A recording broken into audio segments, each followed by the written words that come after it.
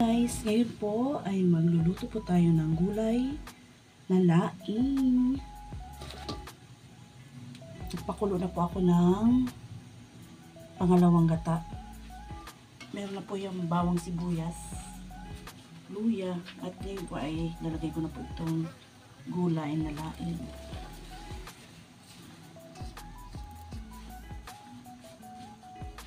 Yan. Takpan muna natin siya, guys. Huwag mo nang haluin.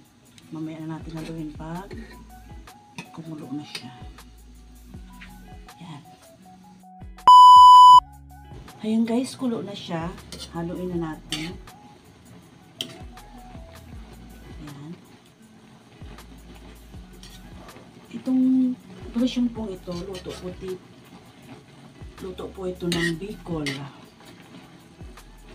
Kasi yung iba naman yung style nila pagluto. Yan.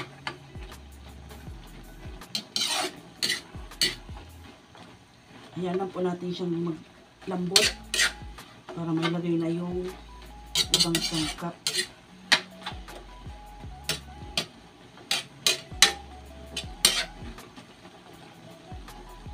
Yan, hintayin natin yun, guys. Hintayin lang natin na maubos yung sabon niya. Kasi mas masarap yung kakanggata, lasa niya. Nabubunan na si Rose. Pasensya na po.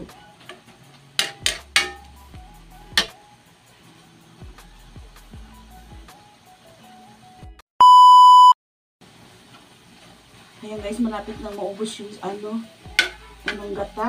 Nalagyanin natin siya. Tapos, hintay natin maubos yung sabaw. Pero habang hinintay natin, lagyan na natin itong ating isda na pang lahok dito. Ayan. Ganyan ang ginagawa ko, guys. Pag ako ito pala hindi na pala na bilog pa. Ayan.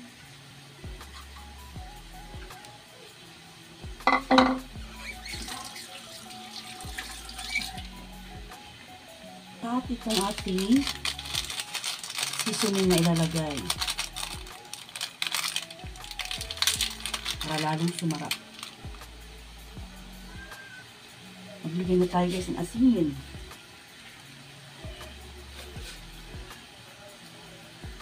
Tama na yan, baka kumalat.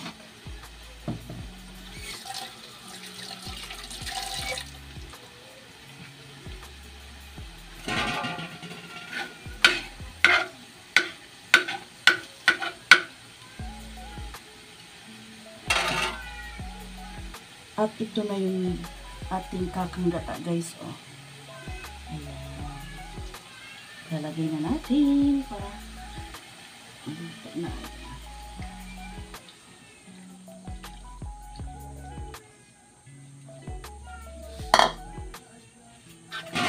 Tapos haluin na.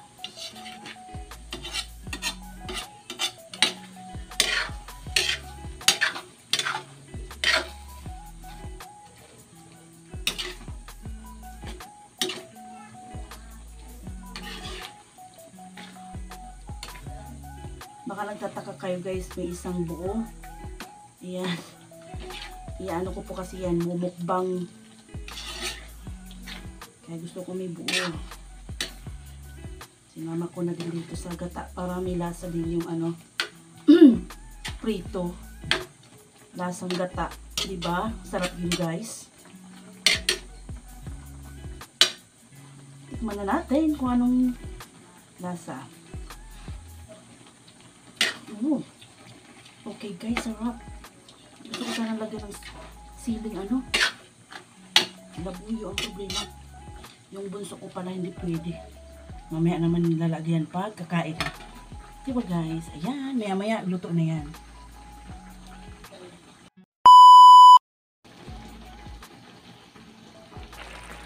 Ayan guys, malapit na siyang maluto. Hanguin na natin at magmukbang na tayo. Hi guys! Magandang araw! Andito na naman po ako para magmukbang. Ayan, ang imumukbang po natin ngayon ay gulay na laing at ito ulo ng tambakol. Ayan. Bago po tayo magsimula, magpipray po muna tayo. Sa ngalan ng Ama, ng Anak, ng Diyos Espiritu Santo. Amen. Thanks God sa blessing. Ayan. Pasensya na kayo guys, kumaingay din sa kapitbahay ng mga bata po kasi. Ayan, ang unang subo po. Para sa inyo. Kain po.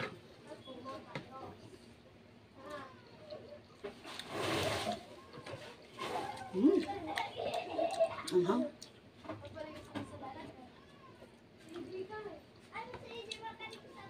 Parang hindi ko kayang kainan yung sili guys. Nilagay ko na lang dito sa gulay para may anghang-anghang ha. Anghang.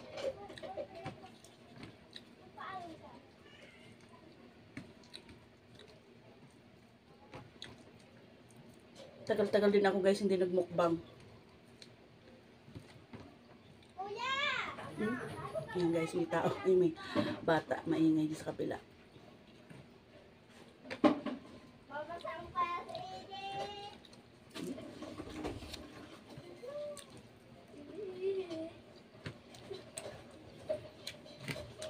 Dagdagan natin yung sili ulit. Parang maina. Itong gulay na ito guys, lutong Bicol ito. Ay, pagluto kasi ng laing, depende siguro sa lugar. Kasi dito sa Bicol, ang kinalakihan na talaga namin, ganito ang luto. Pero yung mga napapanood ko sa YouTube, iba dun. Iba yung pagluto nila. No? Langang na.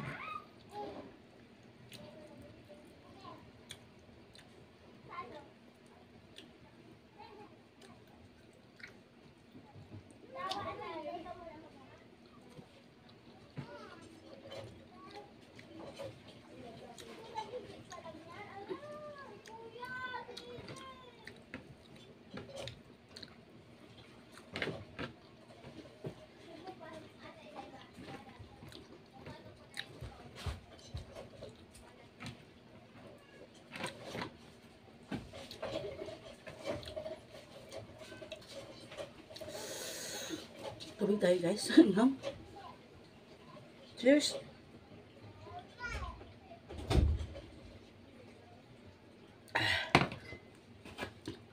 Yung hindi pa po kumakain dyan, kain po. Sabayin nyo na po ako. Sarap.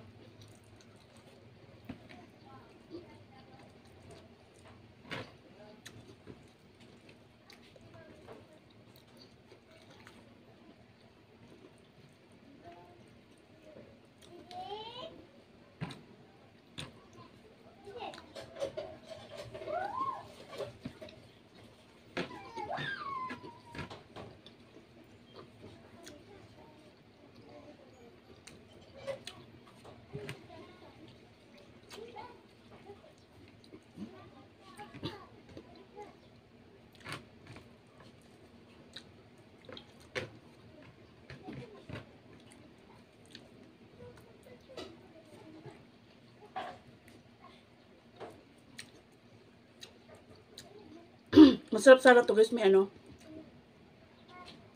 lechong kawali. Kaya kahit basta yung mga pritong karne. Lechong bulaklak. Sana. Kaso wala dito eh. Kung ano lang yung Nakita kong pwedeng imukbang.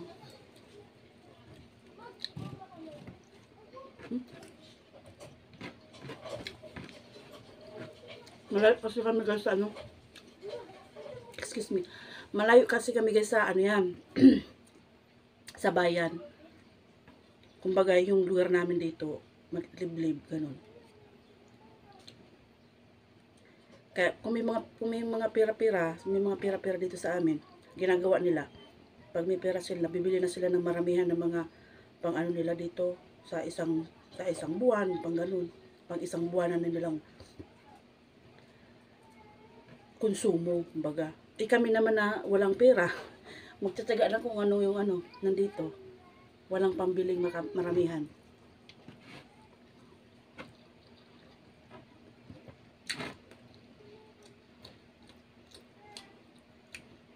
Nakabili din kami pag yun, may sobrang pera. Pag wala, balik na naman sa dati.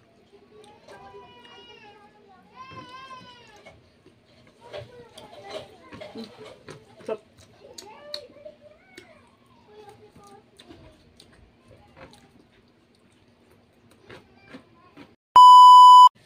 ayan guys, nagdagdag ako ng konting gulay. Kinulang ako guys sa gulay. Kain ulit tayo.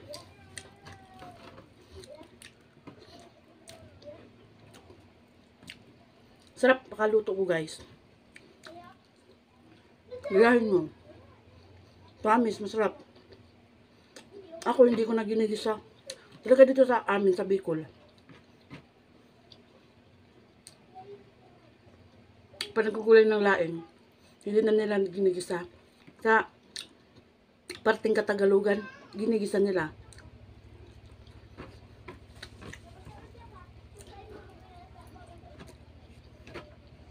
Kami hindi.